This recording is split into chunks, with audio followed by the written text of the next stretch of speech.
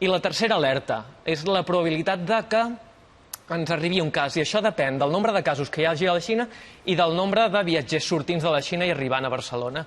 Òbviament, si muntes un Mobile World Congress amb 140.000 participants i 5.000 que venen de la Xina, el meu raonament és que d'aquests 5.000 podria haver-n'hi un almenys que hagués estat infectat i comencés una cadena de transmissió. Però això no pot seguir passant, perquè s'ha cancel·lat el Mobile World Congress, però els avions continuen volant, hi ha trànsit lliure de persones als aeroports, per tant, aquesta persona xinesa que no ha vingut al Mobile World Congress pot venir a Barcelona per un altre motiu, per tant, el risc continua existint.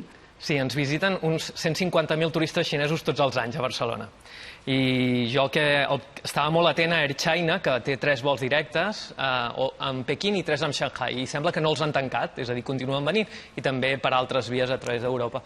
Doncs jo sóc del parer que hi hauria hagut d'haver una restricció de viatgers, com han fet altres governs, com és el d'Estats Units, el d'Austràlia, el de Singapur, que el que diuen, ens creiem que aquest risc és real i prenem mesures addicionals o extraordinàries. Aleshores, aquí està el parer de l'Organització Mundial de la Salut, no? Que, com saps, és un organisme de les Nacions Unides i que sempre és molt sensible i molt diplomàtic amb tots els 196 països membres.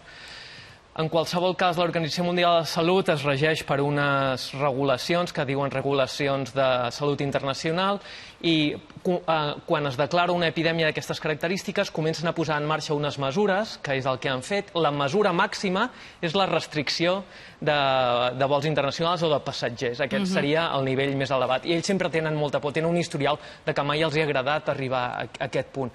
Però el que sí que permeten és que els països prenguin mesures que siguin iguals o superiors a la seva recomanació. Per tant, això vol dir que nosaltres tindríem o podríem tenir la capacitat de prendre decisions que fossin superiors a les que ens digués l'OMS.